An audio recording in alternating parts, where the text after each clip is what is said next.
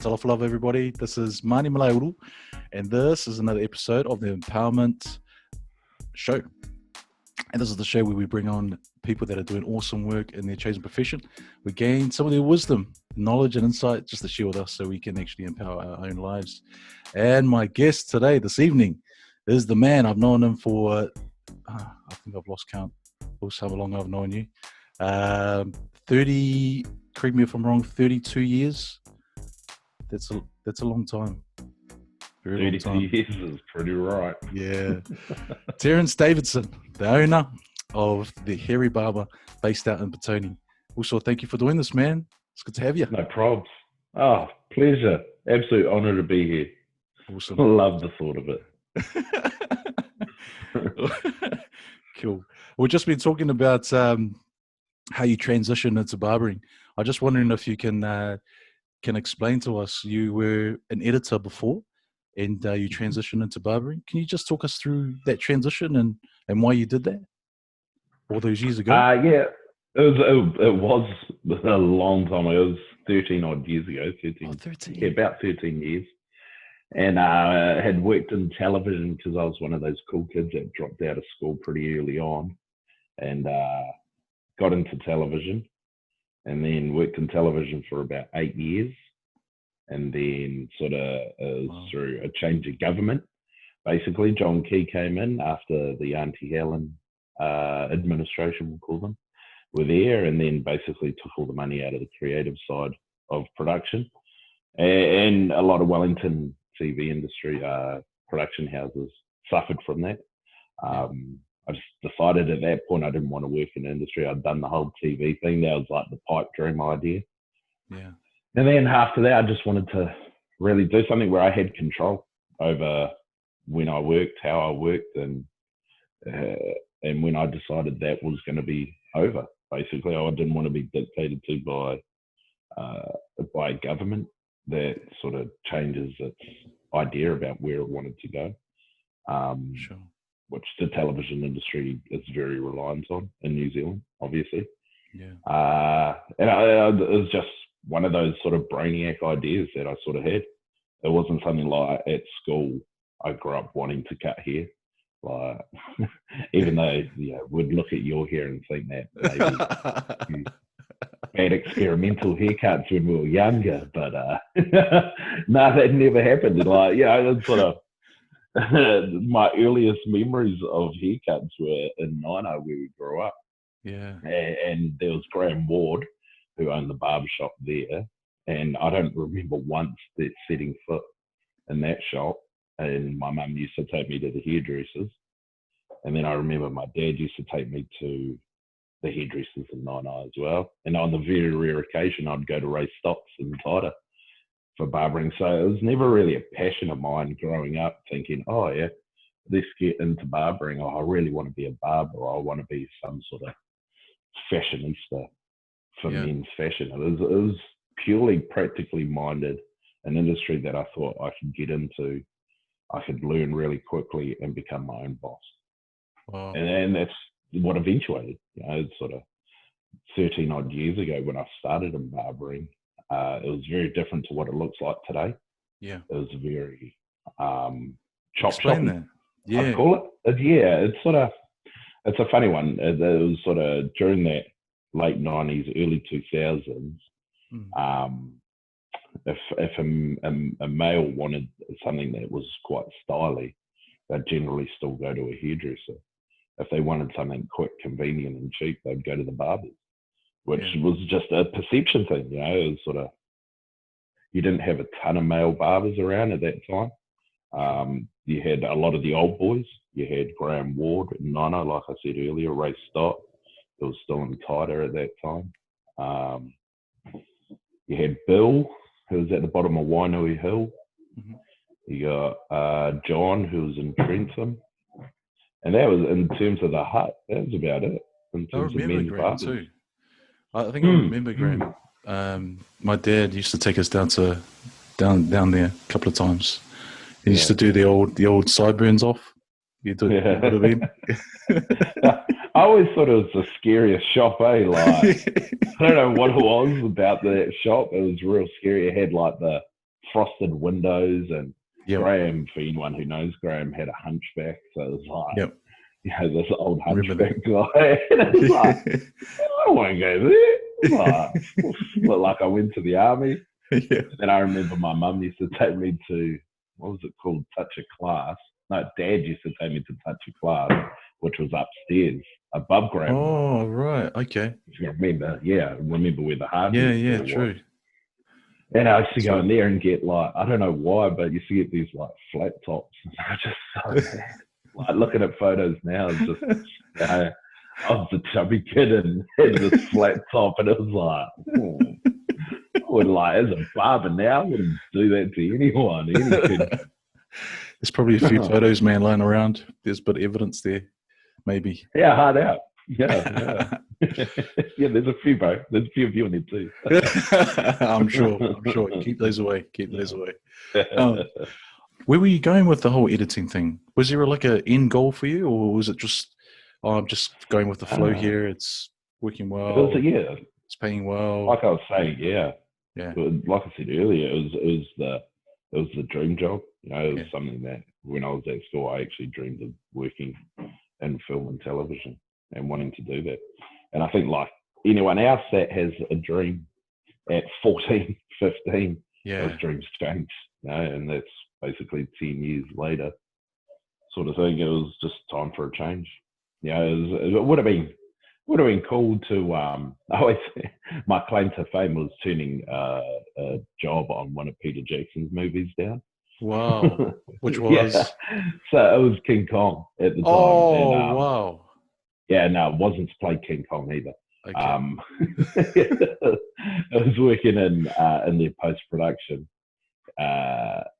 department. Yeah. And it was the guy who was sort of my mentor for editing at the production house I was working at. He said to me, there's an opportunity there to work under some really cool people and learn the trade and get your foot in the door there if you want to. But at the same time, I got a full-time job offer at the production house I was at. Yeah. They said, you can be the staff editor and blah, blah, blah. And I was like, well, I don't know where the King Kong role will take me, but I got a fairly good idea where the sort of full-time job role would take me. Oh, so I took that one. Took the safe option, basically, and the way it worked out that way. Yeah. In hindsight, I don't know. I'd probably end up taking the King Kong role. Yeah, hindsight's always hard out. It's always a good thing. Live on that. Exactly. Man, I was wondering if you could tell us a little bit about how you got your first barbering role, like as a barber. I remember you telling me, a while back, and I thought, oh man, it's actually pretty cool how you got it. Yeah, so it was a funny one because at that time there was no real training institute like there is today, sort of thing. Like there's WorldTech and Premier and a whole bunch of other places, Mr. Barber in Auckland. Yeah. Realistically, at that time there was only Wanganui. They had the only accredited barber course. And I was talking about John up in Trentham before, and I used to play bowls against them. It was when I was younger. I used to play bowls, indoor bowls. It was weird. I remember that, and I was quite good at it too, by the way. Of course. Yeah, natural. Yeah. Claim to fame. But John was a barber. I played bowls with him, so I thought naturally I'll go hit him up. Because the idea of being a barber came to me while sitting in a barber shop getting a haircut. Sort of thought, to do this for a job, Sandman cutting people's hair, and they'd always come back. I could see the business side of it. So I went to him, asked him, I said, how do you become a barber? And he said, well, there's two ways. You either ring HITO, which is the Hairdressing Industry Training Organisation, and they'll refer you to Wanganui probably. Or you can just do an apprenticeship under a barber, but there's not many barbers that will take you on. I was like, well, that sounds like a bit odd because I definitely don't want to go to Wanganui. Who should I go to? And he was like, well, there's barbershops everywhere. Just pick the ones you want and just knock on their doors. And I was like, yeah, sweet as. So I basically went to every barbershop in the hut. And weirdly enough, I took my film and television CV, curriculum vitae with me, Yes. with my show reel and everything. Absolutely nothing to do with like barbering, but I was like, hey, I've worked. Here's So what I've you've done. got, yeah. It's all I had to work with, So I started off by going to Graham in Nainai, Cool. and went to a few other places, but Graham gave me some advice. And it's quite funny because there was 3 old boys there at the time, and it was like a real classic barbershop. And one of the first things, not Graham, but one of the other guys that worked there at the time, and he was about, if Graham was in his 80s, this guy would have been in his 100s. He was pretty old. Okay. And he was like, well, the first thing you need to do to be a barber, you need to lose some weight. I was like, oh, man, see, I need to lose some weight. Okay. And I was like, oh, just straight like that. Yeah, just straight out. It just came Wow. straight out to me, and it was just like, well, you need to lose some weight because look at your hands, they're huge. I was like, oh, I don't know about that. I was like, okay. But Graham actually said to me, he goes, there's a guy in Petone. Yep. His name's Neil. He's got to be the laziest barber around. Go ask him because he might want to take on an apprentice. Because at that point in their lives, for Graham and the rest of his crew, they were sort of looking at retiring or dying, basically, because they were that old. So they said they would have loved to have taken me on, but not really something they were looking at. But go see Neil in Petone. So I went and saw Neil. Yep. And Neil's sort of like part-time work. He works, I think, about 3.5 days total a week. And he was like, oh, if I take you on as an apprentice, then I'm going to have to probably commit to working more. But I wouldn't mind taking you on. You seem an all right guy. But before I do, go see another guy, which is sort of the way that barbershops work now after working in a barbershop and being in the industry. It's sort of like everyone, there's a circle of people that know each other. And when people come in, it's like, oh, yeah, just go see this guy or go see that guy or go see that guy. So I was sort of chasing my tail a wee bit. And he goes, go see this guy on Tinakori. He's a young guy, young Māori fella. Got a barbershop there. Hit him up. Ask him and see if he'll take you on as an apprentice. If not, I'll take you on, but we'll have to try work something out. And I was like, yeah, sweet as. That's like the most positive lead because I'm in a win-win situation here. This guy in town's either going to take me or Neil's going to take me. So Absolutely. I've got options now. So I thought while I was in town, I'll go hit up all those barbershops as well, dropped off all my CVs, walked into what was called, still is called Groom Barbers on Tinakori. Okay. And the guy there, the barber there, his name was Johnny Rutini. And he said to me, I'm just busy at the moment, but kill an hour, come back and we'll have a chat. I was like, oh, that's sweet, that's cool.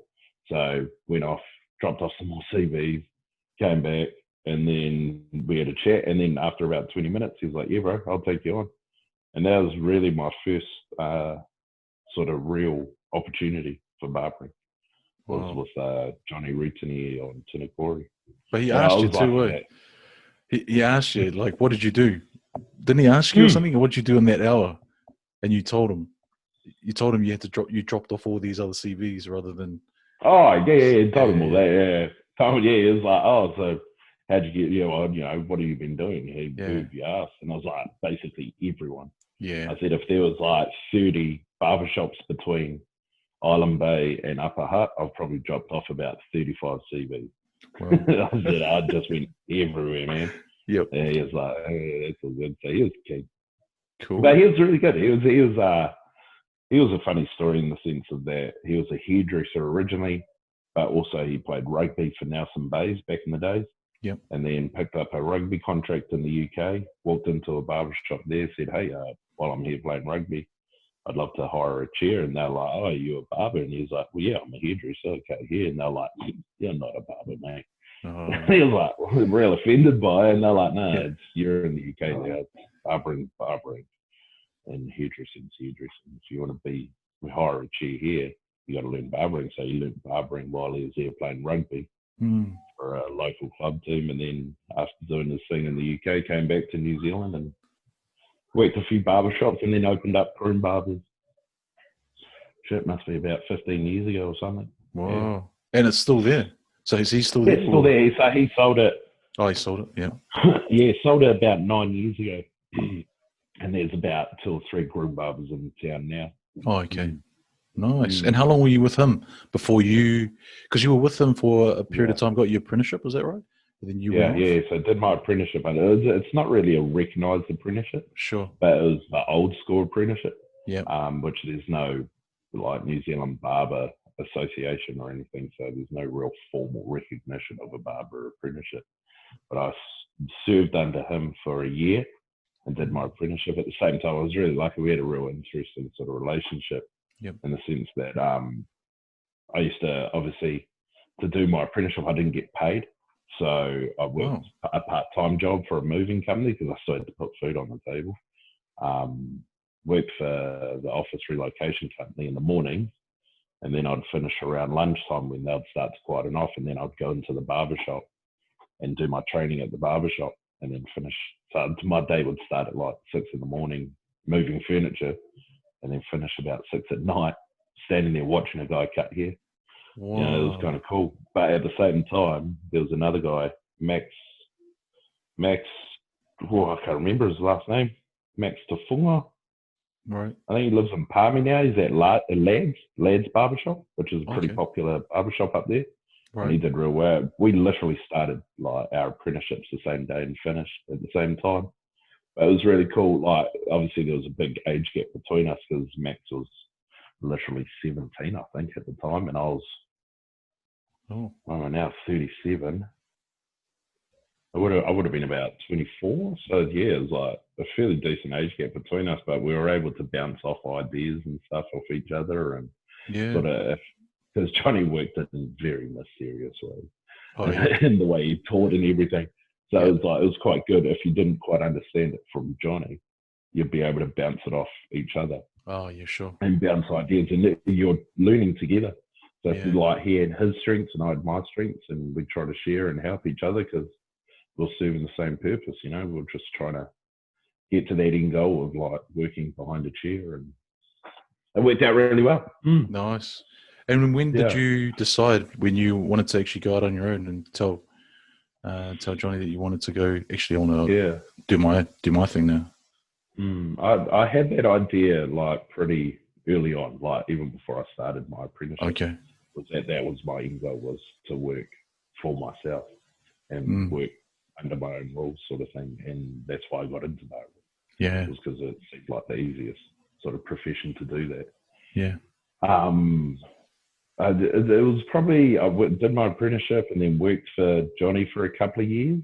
Okay. And then I worked for Johnny for a year, so I'd been there for a couple of years, and then I'd said to Johnny, "Hey, look, there's another spot in Stokes Valley in the centre that's coming up available for lease. I'm thinking of going to have a look at it." Yeah. And Johnny was like, "Oh, I'll come look at it with you." So we went and had a look at it. Johnny was like, "Oh, instead of you opening up and taking on all the risk and everything, how about you just work for me and then I'll open the shop?" Yeah. And I was like, "Oh, that's sweet. That's cool. Sounds good." So Johnny signed the lease and everything. So when we officially first opened in Stokes, it was actually a groom barber's. So it was groom barber's Stokes Valley. And I managed that and ran that for, I think it was a year, may have even been less than a year. And then Johnny decided he wanted to move over to the Wairarapa. And then sold up all the shops and then sold me Stokes Valley, and I took over that. And when I say sold, he basically just gave it to me. Just left it with you. Man. Yeah. But the whole motivation behind opening in Stokes Valley was because Emily and I were expecting our second child. And the week we opened in Stokes Valley, it was the week that Lockie was born. Oh. Yeah. Wow. So it worked out quite well. We opened on the Tuesday. Lockie was born the Saturday. Yeah. So it was kind of cool. Fuck, crazy. That's crazy, man. Yeah. Going back to, I want to just go back really quickly to when you said you were working for office relocations, and then you actually worked for the barber for Johnny for free. It was that throughout the whole the apprenticeship. You know. Yeah. Yeah. Yeah. Like, it actually cost me money. Wow. When I first met Johnny, and that first chat we had, he said, you know, what do you think like barbering would mean to you? Like, if I was to pass you on my skills and fully equip you with the ability to cut hair and run a shop and do all that thing, what would it mean to you? And I was like, well, I suppose it means I can put food on the table. I can have a lifestyle that I want to have, sort of thing. And he was like, well, okay, then what would you put a price on that? Like, how much would you pay to have that skill? Because if you go to a course or to a university or to a polytechnic, it's no different. You pay a course fee and they train you and you go out there into the wild world. So, but he was saying that, you know, instead of going out into the wide world, Johnny had said, you know, about the cost and everything. So I paid to have an apprenticeship, basically. Paid for that skill, which I was like pretty happy to do. You know, and then for that 12 months, basically, I just worked for free. Well, yeah, worked for free. Yeah. You know, did haircuts here and there. Like, I didn't really touch the tools until probably about 6 months in, 6 months in. So it's literally like 4 months of just wiping benches, cleaning windows, sweeping floors, mopping floors. And it was awesome because he had the smallest shop, but didn't have a mop. So I had to mop with like a scrubbing brush. Like, it's just, it was out the gate, bro. Out the gate. Do you think he was testing you a little bit? Nah, that's just the way he is, bro. Oh, yeah. Yeah, that's Johnny for you. He is out the gate. Right. A good man. Yeah, he had a good heart. Nice. Yeah, it's just the way he taught you. And so you're in Sticks. Yeah, so it's literally like the first 8 months, I didn't receive $1. And then when I started like picking up like cuts, more and more cuts, and started building clientele, that's when I could start getting the percentage of what I was doing, but I was technically still training. So, you know, for that whole period that Johnny has to stand there and watch you cut and still sort of quality control you, you don't really receive anything. It's not until that you're competent and you can actually provide a service that he'll actually give you a cut of what you're doing. And then once I got to that point, I took up extra days at the shop. So he didn't open Mondays and he'd work by himself on Saturdays. So I said, I'll work Saturdays with you. I get to do some cuts and I'll open up Mondays just to get that chance to get more cuts through. Yeah. He was all good with that. You know, he was like, yeah, sweet man, go for gold. It was just literally just to earn money, you know, to put food on the table with 2 kids. Well, 1 kid at that time. Yeah. A mortgage to pay. Yeah. So bills. What it was. Bills. Yeah, hard out. Yeah, hard out. And so you got into Sticks Valley.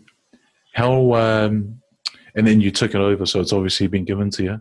Well, you mean, you know, you bought it. How long were you doing that gig before you made the change of, I want to call this the Hairy Barber or the Sticks Valley Barber Shop? I think it was. Yeah. Yeah, so it was Sticks Valley Barber Shop. So once Johnny had sold Groom as a business to the new proprietors, we had to change our name. So just out of convenience, we just called it the Sticks Valley Barber Shop. Nice. Because at that time we were the only barber shop in Sticks Valley, so it seemed kind of logical. And it was where we were. So during that time, we were the Sticks Valley Barber Shop for about, now you got me thinking, probably about 3 years. 3 years. And during that time is when I took on my first apprentice, and young Ruben came on. So then it was just me and Ruben working in Sticks Valley, and he did exactly the same way I did. Good old Rubes. Methods are weird, learned the same weird methods I learned when I was under Johnny, and did it the exact same way. You know, he worked a part-time job as well. He was doing roadworks from Monday, Tuesday, Wednesday, and then coming to the barbershop Thursday, Friday, Saturday, and then playing rugby Saturday. So it's sort of, it's part of the training that we do, or part of that is like, if you really want to be a barber, you're going to find out real quick when you're not earning anything being a barber and you're working 2 jobs. And it sort of, it builds a bit of resilience there, which I think, anyway. Yeah, and then we were Sticks Valley Barbershop, and then when Ruben started becoming quite competent and could actually run the shop by himself quite easily, that's when we started looking at maybe relocating or opening another shop. And at that point, that's when we sort of thought, wow, it might be a bit hard opening up another shop called Sticks Valley Barbershop that's not in Sticks Valley. So we started sort of thinking about other ideas for names and stuff and throwing names around. And it just happened to be Emily, my wife, walked into the barber shop one day, looked at me and Ruben and went, man, these guys must be the hairiest barbers in Wellington. Hey, look at you. You look like a mess. Because at that point, Ruben was trying to grow a beard and his hair was a bit longer, and I just generally look like this all the time. I was like, you know what? That is the best name for a barbershop, the Hairy Barber. That's pretty cool. So that's basically from that, the Hairy Barber was born, and that would have been about 6 years ago. Yeah, about 6 years ago. Wow, that's crazy, man. And so you're now in Petone. You've been going for about, you were saying 13 years? Just under 13 years. And yeah, from first aid to now. You must have come across so many challenges and so many lessons along the way. What are some of the biggest ones, man, that you've actually come across that you can talk about? Biggest challenge? Yeah. It's kind of a weird one. Like the biggest challenge for me personally and as a business owner is earning too much money. Okay. And it's kind of weird in a sense because a lot of people say you can't earn too much money, but with earning too much money or more money comes more problems.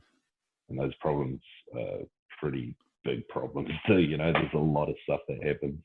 Yeah, and especially if you don't have the right sort of support people, like a good accountant around you, those big problems can escalate really quickly, especially if they're not helping you out and stuff. And that's sort of, you know, it's something I went through. At one point when we had the 2 shops and 5 employees and, you know, we're earning literally almost 5 figures a week. And it was just ridiculous money. For someone like me who's never had professional business training, earning that much money, it can get like put in the wrong places very easily. Were you like, cha-ching, you know, yes.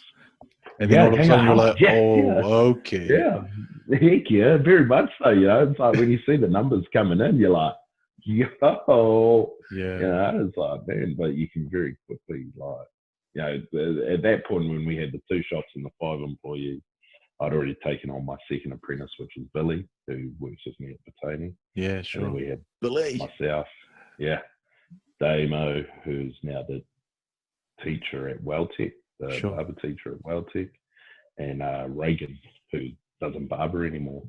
And, you know, it's like we had 5 chairs cranking full time as much as we could, and it was just, it was a challenge. It really was a challenge to make sure that not to the biggest challenge of that was to fix what had been broken, basically.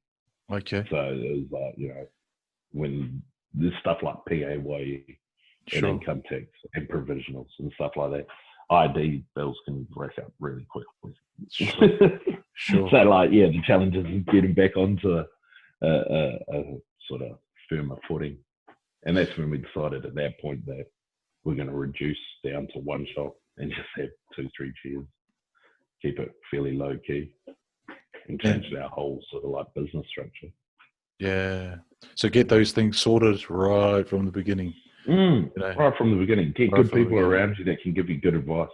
Yep. You know, I talked to people in the shop, and I was talking to a young guy who's a plumber. See, when you're talking about good people, were you talking about like good accountants, good lawyers, good these types of people that help you set it all up from the start? Yeah, heck yeah. There's like business networks out there. Yeah. For people that are getting into business, and the best advice you'll get isn't always from the paid professional. Yeah, you know, someone that knows and has experienced it and can point you in the right direction. You know, it's those good people. But you can go to an accountant and still get bad advice. You can go to a lawyer and still get bad advice. It's about getting the right people around you and trusting what the advice is they're giving you. How do you know? Trust. How do you know which advice you? I don't think you ever will. You know, it's realistically. Just got to go for it. You're going to make mistakes, yeah. And sometimes things will work out, sometimes they won't. Like the advice I was getting, or lack of advice I was getting from my accountant at the time when it was the most challenging period of our business life. Yeah. I thought I was getting the advice and putting that wholeheartedly on myself, saying, this is all my fault. This is, I just haven't done the right things with it. But realistically, I wasn't getting the right advice from the accountant or from the people who I'd hoped would give it to me. And that sort of led us to led us down the path of basically where you don't want to be as a business. Yeah, sure. What's the best piece of advice, man, that you've been given to help you through either business or through life? Because a business that's been going for 13 years, I mean, I'm sure you know the stats. I mean, some businesses are lucky to be going even 10 years, 5 years. It's like 96% businesses fail. What's the piece of advice that you've been given that just held you steady and go and just keep going?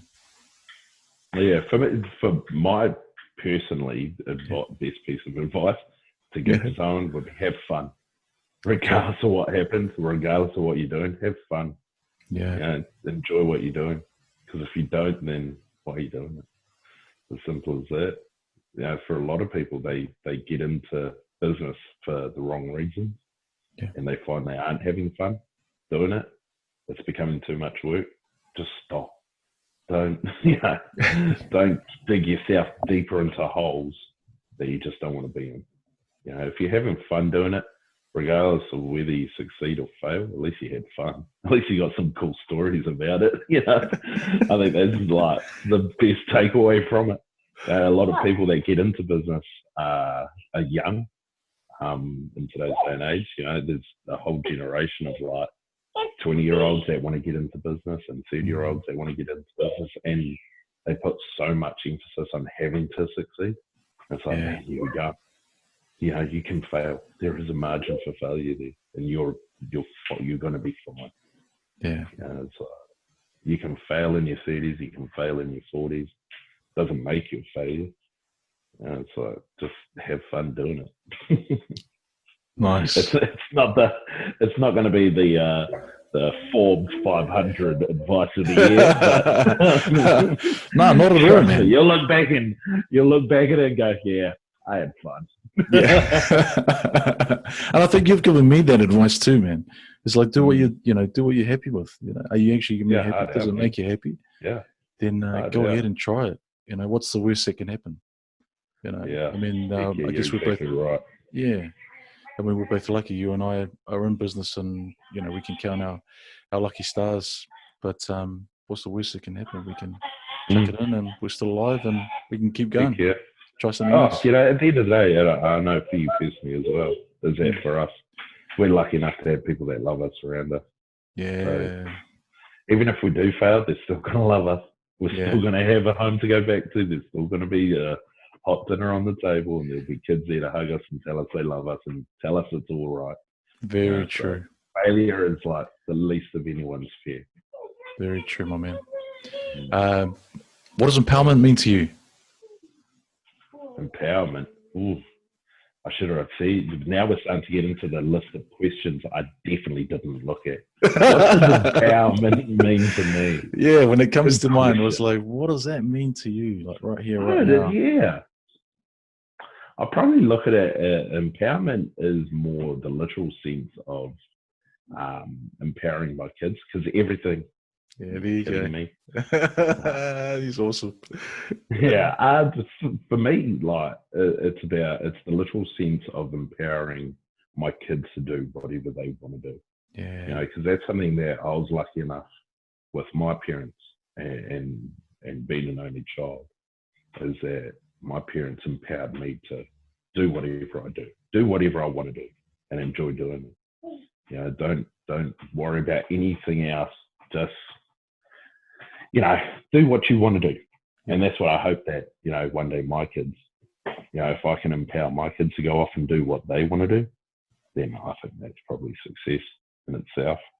And that's probably what empowerment means to me in terms of where I'm at in my stage in life.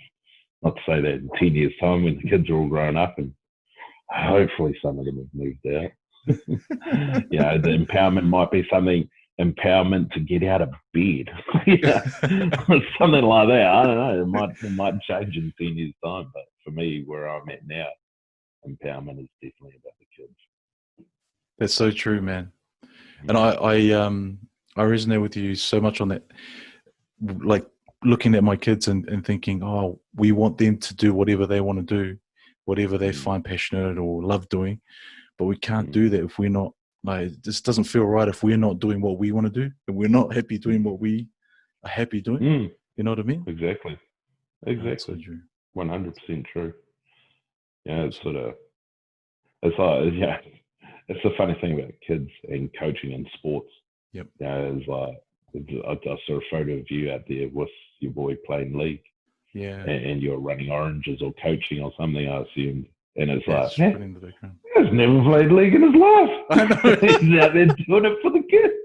And it was quite funny because my 9-year-old Lockie came home at the end of last term and was like, oh, yeah, I'm playing basketball. I was like, me, it's cool, bro. You know, something different. We've never done that before. Very cool, man. We've played a lot of sports, but basketball we haven't. And then an email went out saying to the parents, oh, look, we've got no coach for the team. We're going to have to pull the team. And it's just, in my nature, I was just like, well, that ain't going to happen. I'm going to coach this team. I've never played basketball. You played basketball. Wow. Literally, the only bit of basketball I really know is like anything out of the Last Dance. You know, it's like Last Dance couldn't so come you were out studying. Yeah, bro. I'm you were like studying. Phil Jackson, bro. Wow. Just like that. Television. Yeah, hard.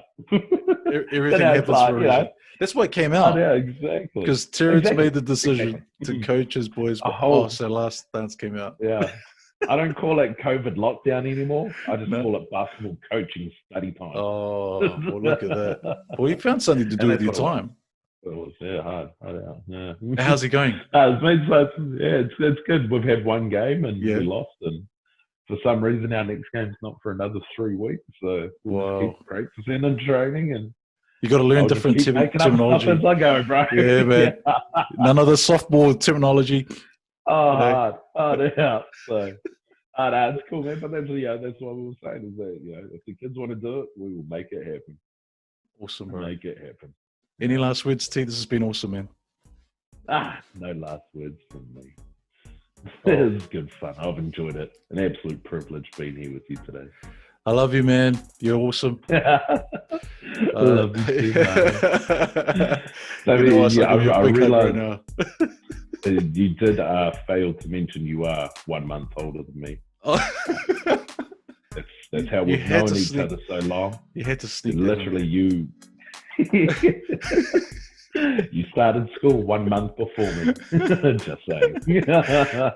And you haven't let me forget all the way through. No. You might look 20. But I know. You know for sure. Yeah, you know for sure. Airlines don't lie, bro. That's why don't lie, bro. That's why I come to you, bro. Oh, look at the reveal. Man, look, hey man, you're studying. Airlines don't lie, bro. Bro, you're making me jealous, man. That looks nice and lush, and I'm gonna have to ask you what conditioner you use and all that kind of stuff. Anyway. Natural, all natural. Thank you, my bro. I really appreciate it, all man. Good, bro. All right, man. We'll finish this up. Okay, that's Mani Malaiulu, Terrence Davidson on the Empowerment Show.